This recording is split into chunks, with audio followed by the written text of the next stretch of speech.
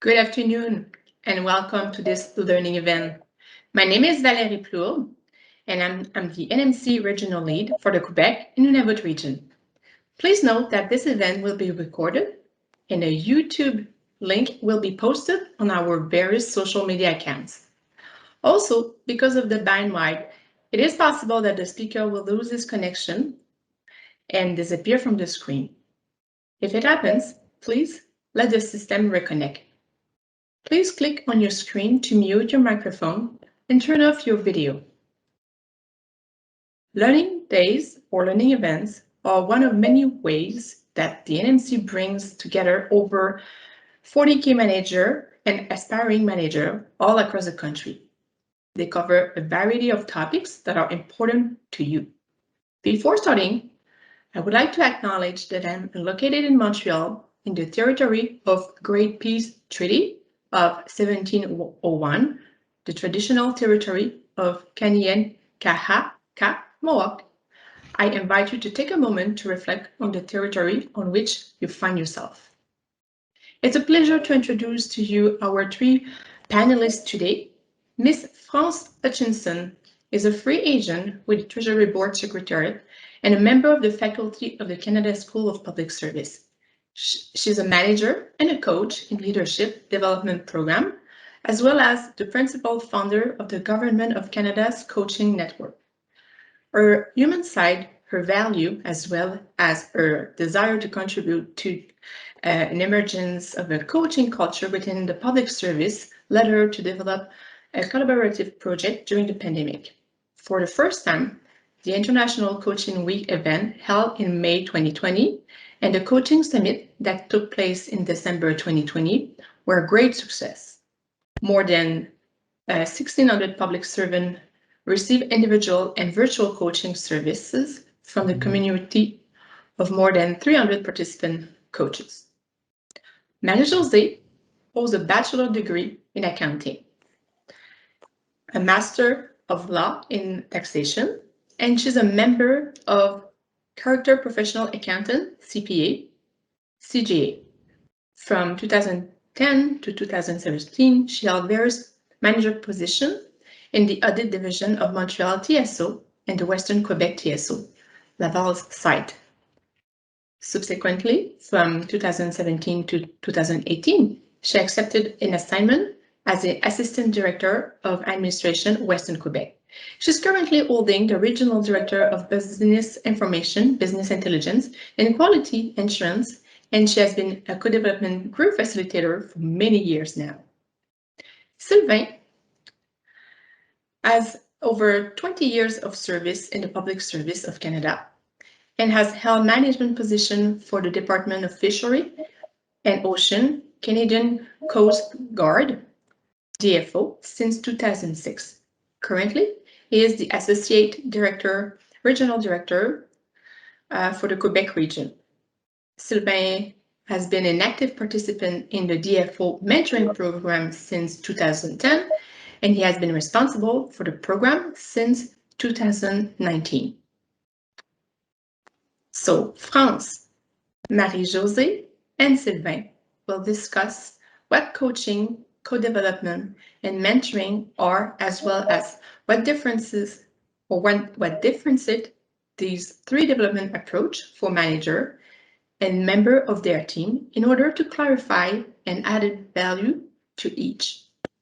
The panelists will also present to the manager the context favorable to the use of each of these meaning of development, in addition to the situation where other approach would be more favored. Thank you all for joining this important discussion. France, Marie-Claude, Sylvain, welcome. Merci, bonjour. Thank you, merci, bonjour. Hi, everyone. Bonjour. So let's start this presentation with a first question. I would like to start with you, France. France, we heard several things about coaching, and it's kind of a new trend that we're seeing, but I would like to get your definition. So according to you, France, what is coaching? Thank you, Valérie, and thank you for allowing me to present coaching and all the passion that I have for coaching.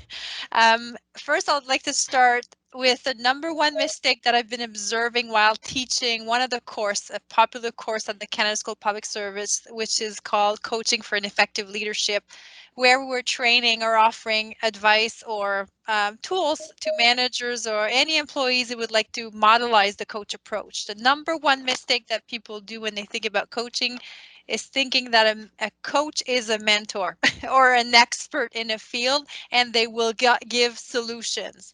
A coach will never give solution, but they will use a process that will help the participant being called the coachee, find their own solution. And at the same time, the coach will ask very powerful questions that will help the coachee find where they want to go, their objectives, or maybe something that they need to solve. But at the same time, the process that the coach will use is a process through questioning and deep listening, reflecting, where the participant will develop their self-awareness, find their own solution, and at the same time kind of self-assess if it's working for them or not. So I'll stop there, Valérie, because there's different models for coaching, but I'd like to also expand on what our other panelists are saying, and definitely am hoping to answer questions around coaching as well. So let's stop there for now. Thank you, friends. And that's very good that you start off with a coach is not a mentor. And we're going to clarify actually with Sylvain a bit later what is a mentor then. But before that, let's go to Marie-Claude. Marie-Claude, according to you. Marie-Josée. Oh, Marie-Josée, sorry, my mistake here. Marie-Josée. Oh, I'm always confused with those Mary's name. Marie-Josée. That's fine, Valérie. I just want to say right off the bat that my career wouldn't have been the same without the co-development. I started the co-development in 2007 when I started as a team leader, and I've been doing co-development since, and I enjoy it so much, and I'm now a coach or a facilitator in the co-development group. So first of all, what is co-development? It's a structured approach to development for people who want to learn from each other in order to improve, consolidate their practice, and help each other in their development. It's usually a group of people between 6 to 10 because we want to have enough people to have favorable exchanges. This approach is based on 3 values. It's based on commitment. Everyone must commit to attend to the monthly session. It's also we also need to have enough participants to maximize the consultation and create that synergy in the group. It's also require mutual aid. So we need to be ready to accept solutions that are as mentioned within that session. And the third one is respect. And I think it's the most important one because the exchange must be conducted with respect regarding to all the participants. But also there's everything that's being said in that group, it's confidential. And it's one of the key factors because if not, we cannot have that safe space that we need to be able to experiment. How does the consultation work? It's usually we have a participant, a client, that share a problem, an issue, or concern that are experiencing professionally. We usually think it needs a big problem, but no, it can be any question that a manager, team leaders has in his mind and want to explore to be able to understand it better or to find other solution. After that, the group will ask, or the other participant will ask questions for clarification and ensuring that they have understood the client's situation and needs, because often when we say it, it's not as clear. And the other participant who are consultant will propose possible solution. Upon reflection, the client chooses the one that are the best for him and shares his action plan with the group. At the end of the meeting, a few minutes are spent to identify the learning that everybody did during the meeting. And that's really important because I think there should be a learning at the end of each session. And it could be for both the client or the consultant. And what is good with the co-development, it's there's kind of a non-official willingness or an unofficial défi, where because you need to be able to put yourself into action, because we'll go back at the end of that session, the next session, to be able to see if you were, how did you experiment the solution that was mentioned. A group is led by a facilitator, and all the members in the group can either be a client or a consultant, and the roles are different in each session. The process consists of 6 steps that must be followed and respected in order to qualify for co-development. So each of the roles lead to learning. It could be active learning, or it could be the ability to ask open and powerful questions. Meeting require the active participation of all in order to maximize learning because there are no bad solutions.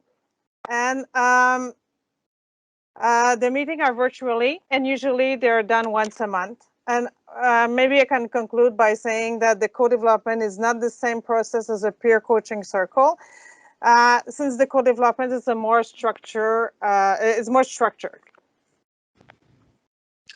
Merci, thank you, Marie-Josée. I like the idea that you confirm that co-development is not a peer coaching circle. Sometimes I think it does get confused. So thank you for this clarification. Let's go to Sylvain. According to you, Sylvain, what is mentoring? Friends, give us a little word about the difference between coaching and mentoring, but according to you, what is mentoring?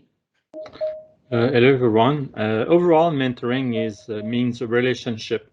Mentoring is a supportive, collaborative, and learning relationship between a person, a mentor, who shares his or her expertise, professional experience, knowledge, and wisdom with another person, the mentee, who is willing and ready to benefit from this exchange and who can also communicate their skills and experiences upwards. It's more of a helping relationship where the mentor advises the individual to the best of his or her knowledge and transfer the accumulated expertise, experience, and knowledge of the organization. The mentoring is particularly productive when the mentor believes that she or he can also learn from the mentee. So the relationship is two-way, and this is what I enjoy the most from mentoring. I learn a lot from my mentees, and it's very positive for the mentee as well as for the mentor. Of course, there are some relational and communication conditions. So the communication should be based on trust and transparency. If someone needs to share his problems or the issues the person is facing, then it has to be very transparent so that we are able to help as much as possible. Honest and open communication will allow participants to assess the level of compatibility and end mentoring relationships that are not working, because sometimes after a while you realize that what you're looking for is not necessarily what you have or what you need. And even though sometimes you need to stop a relationship, it's very positive. The mentor wants to help someone, and if he sees that he cannot help that person, it happens, and then we try to find someone else to help the mentee. So that's about it.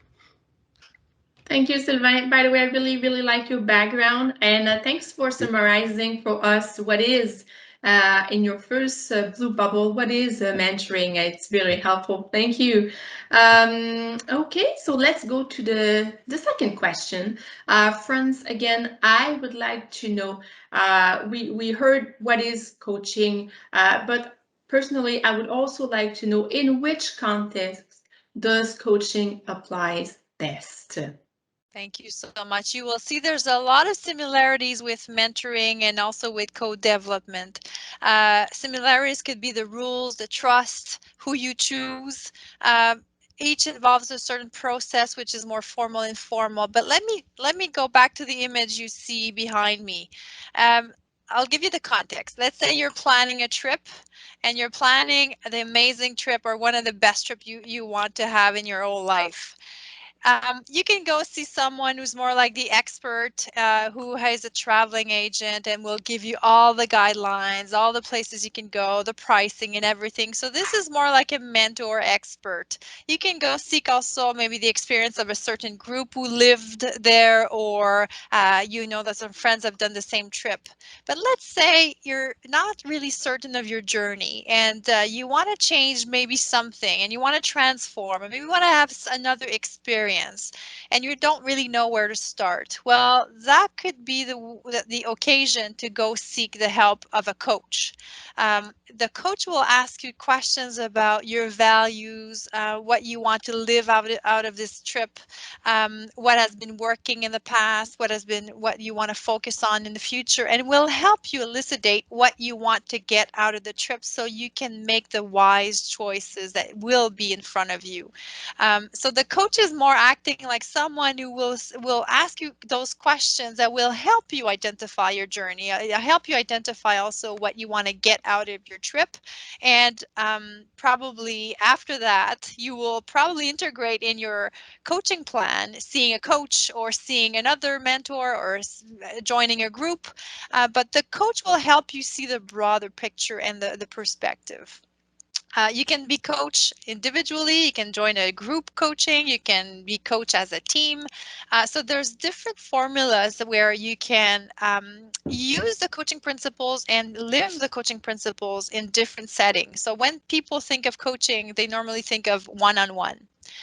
But this is where we need to expand our vision on what is coaching, because a leader can coach a team, can coach an employee, and normally you use the coaching approach when you see that the other approaches, example, you give them solutions, you see that someone is not empowered, you don't really know the motivations of people. This is when you need to change maybe your approach, and the coaching approach might be something that a leader wants to try. Frances, thank you so much. I love this comparison with planning a trip or having this map of the world, and you wanted to travel. That's a very concrete example. Thank you very much. Let's go with Marie-Josée. Marie-Josée, in what context does co-development applies best? I would say when you start as any leader position, we usually give you a letter saying, congratulations, you have been, you know, now have that position. But there's not a lot of people that will help you know what exactly you need to do. And management is everything except a recipe. So in a group, you'll be able to break down that isolation, and you'll be able to explain what you're experiencing as problem or challenges. And with that experimentation and of being in a group, you will realize that all managers are experiencing a similar situation. I've been coaching a group for 5 years. It's a multilateral group where we all have people of all kind of departments in the federal government, and we all have the same problems that we're facing. This approach is suitable for managers who have more than 12 months of experience, because we ask that they have a little bit, that they have experienced a little bit of things to be able to share, for the sharing be more productive, or be more, they will be more, or more open.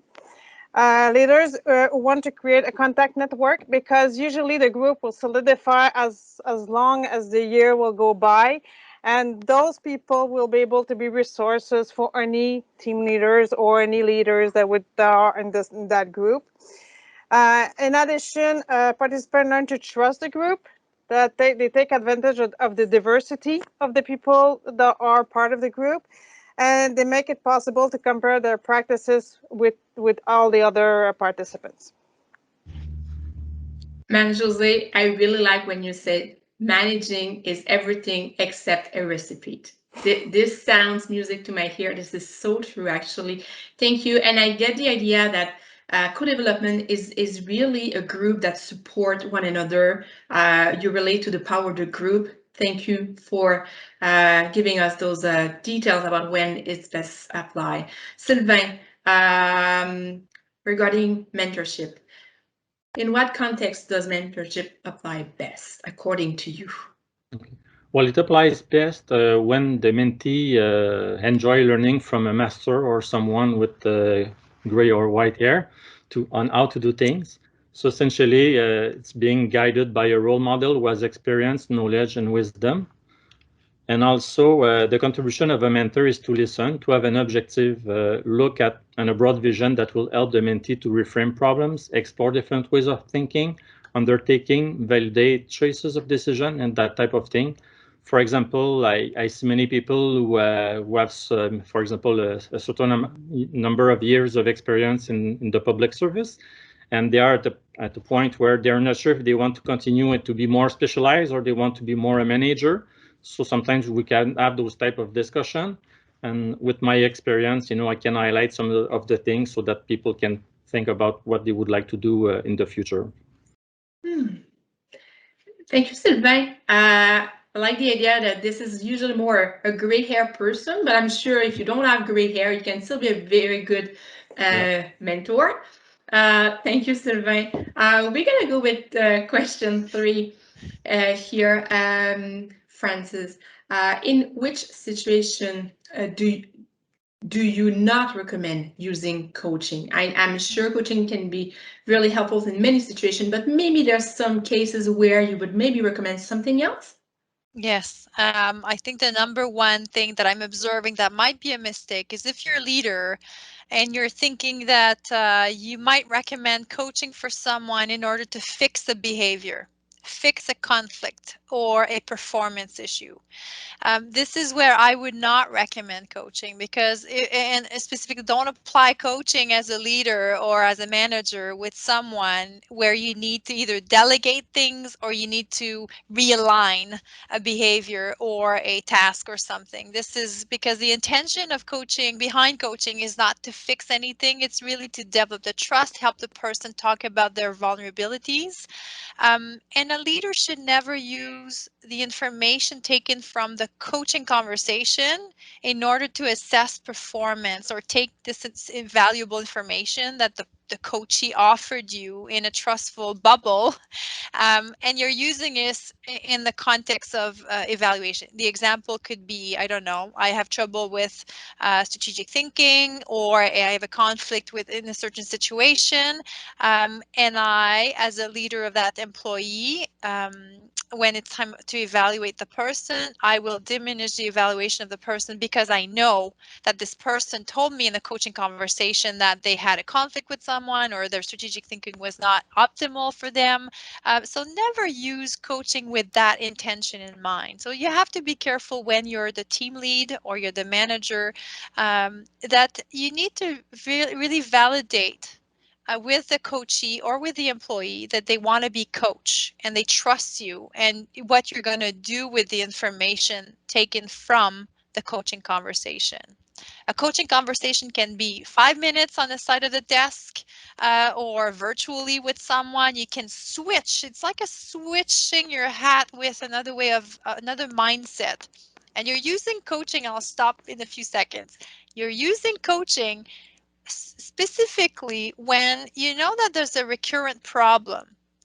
The person comes back with the same problem over and over. You see there's a resistance to something that needs to change a behavior, but it's not a problem. It's just you need to help the person develop their awareness. And this is where, as a leader, as an employee, as a colleague, you can switch and wear that hat and change your mindset. Friends, that is so interesting. Coaching is not there to fix a person. I keep this in mind, and also we cannot force a coaching with a person if the person doesn't want to be coached, because at the end of the day, this is something that cannot be forced, and it's based on a trust relationship, obviously. And you never do this with your spouse without their permission. I've done the Good. mistake, okay? Good idea. We'll keep this in note. Thank you. Okay, so let's continue then with Marie-Josée. Marie-Josée, In which situation you do not recommend using co-development? And obviously, your spouse and yourself is not a team, so you cannot use that with your spouse, which is a good news here. So other than that, where don't you recommend necessarily using the co-development? One thing I can say to begin with is the manager with less than 12 months of experience wouldn't bring as much to the group, because they cannot, since they didn't have a full circle of a year, a full complete year, then they might not have the experience to be able to share to the group and to help the group to grow. Another one is the urgent of the situation. If you have an urgent situation, since we meet once a month, it might not always be on a timely basis. When you'll need it, it might not be that during that moment the group will be available. But nothing prevents the members to contact each other between meetings. And it's a structured approach, so it might not fit for everybody that want to have a more deliberate approach, or we need to respect all the steps, and because of that, some people might not want to choose the co-development. Okay. Yeah, it is a structured approach, the co-development, and we may have some more question for you, Marie-Josée, during the question period about that.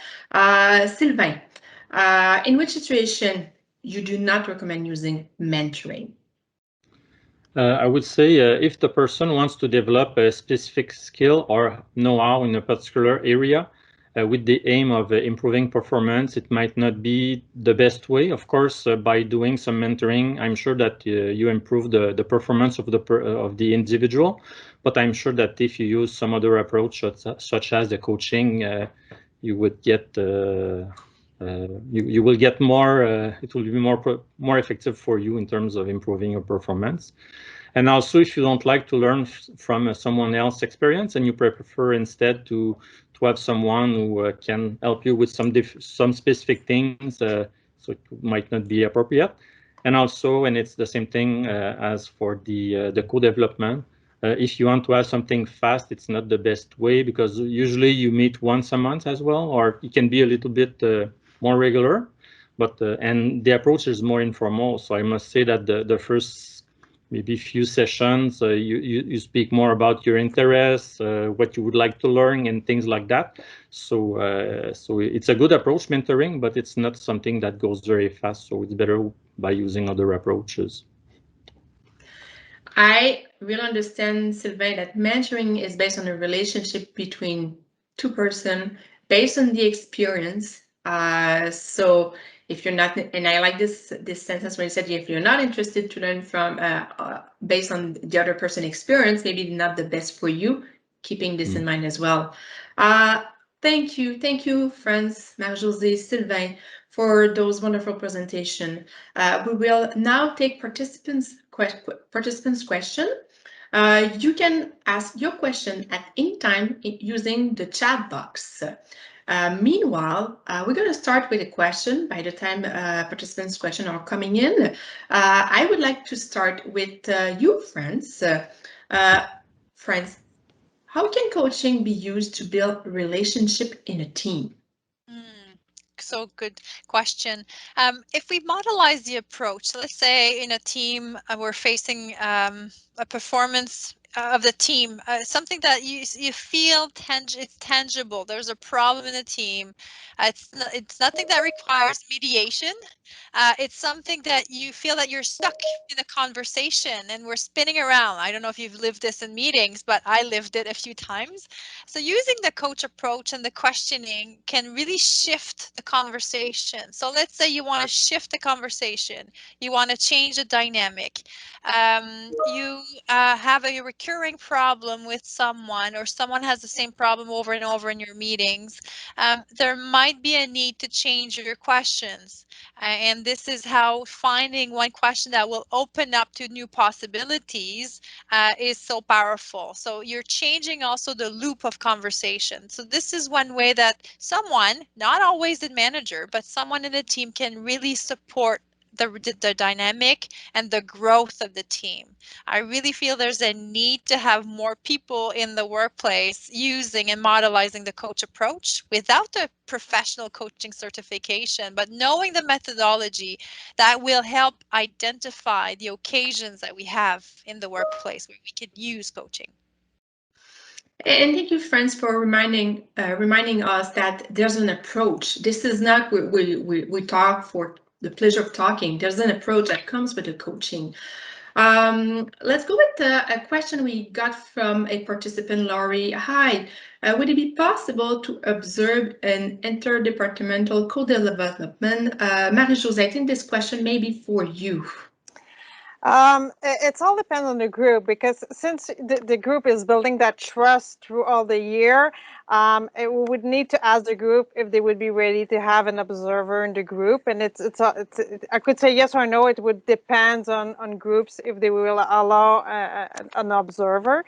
But what I would suggest is usually we do send registration or send usually around August.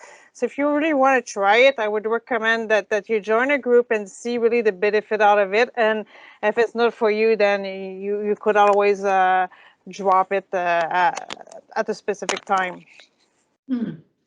Excellent. Thank you, Marie-Josée. Let's go for a question for Sylvain. Sylvain, I would like to know, how can I prepare for my first conversation with a mentor? What should I expect from the following conversations? Okay, well, first of all, usually the first meeting is the first conversation is very informal. But usually what we do, we provide some training before we start the process of mentoring. And essentially what we recommend people is to think about their future, try to think about what they need to improve, so that we can initiate the first discussion around that theme. So that this is essentially the most important thing, to share, what you would like to learn, improve, and things like that. And then the discussion will start, and the mentoring relationship will be initiated. Excellent. Personally, I had a mentor back then, and I must say I really appreciate the experience. It feels like a big brother or a big sister that is there to help you throughout your difficulties. So, and usually it's a very organic discussion based on my experience. So, Yeah, sure. Thank you, Sylvain. Let's go for another question for France. France, what are the qualities that the coach? What are the qualities of the coach that a manager can model? What skills do you develop in coaching? That's amazing. We have a list of competencies that the coach develops, and there's a lot of similarities between the leadership competencies and the coaching competencies. Some of them are, for example, you want to develop the relationship, so the trust. You want to also focus on the results, not your results as the leader, but the results of the coachee. So if you're attuned with your coachee or with your employee using the coach approach, you will kind of remove your objectives as a leader of the team or the team's objective, and you will focus on the objectives of the coachee, which leads to another competency, which is deep listening, but not listening with a solution in my head that I want to propose, but a solution that I want to help the coachee find by themselves. So you want to also remove any judgment from the conversation. So as a coach, maybe distinguishing it from co-dev and maybe mentoring, not to say that a mentor is judging, but a mentor brings his perspective into the conversation, his experience. The coach does not want to do that. The coach opens the conversation without judging the situation, without judging the solution.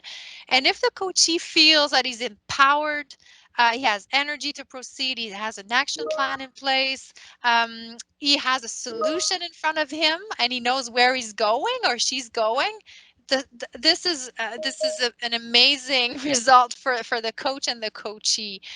We're not there to judge, but just facilitate the conversation without any judgment, and specifically building the trust. So if a manager can do that, remove judgment, open perspective, ask questions that will help the person find their solution and being empowered, I think just doing that, it's going to change the dynamics in the workplace. Friends, you got a very good point here. When it comes to coaching, the solution comes from the person, the coachee. Mentoring, the solution may come from the coachee, but also from the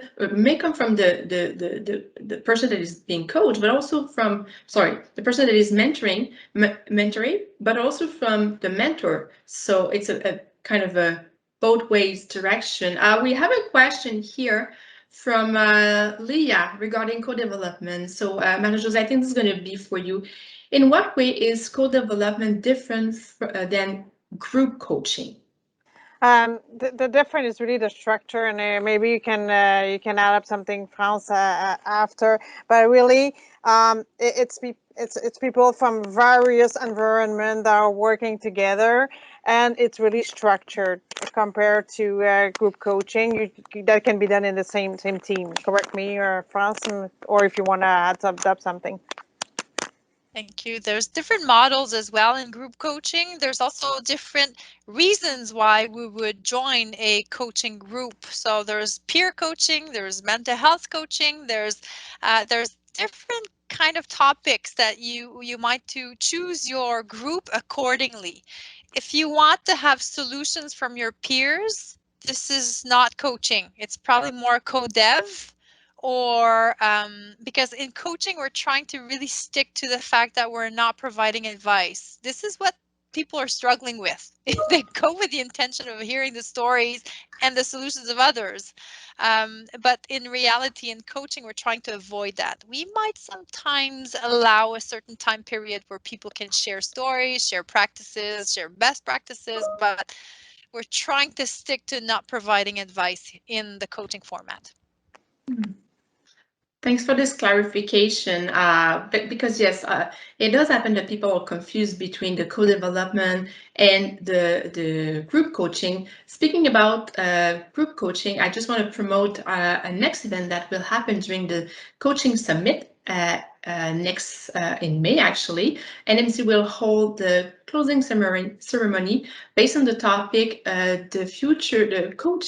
group coaching for manager in the future, or le futur du coaching de groupe pour les gestionnaires.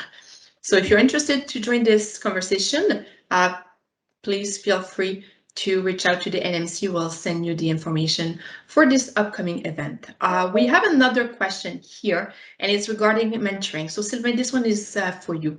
What is your opinion on a mentor actively taking on a coaching role with the mentee during the mentorship relationship concerns? Well, I would say it would be very bad if it would be someone who would pretend to be a doctor. So, on that side, it's not that bad.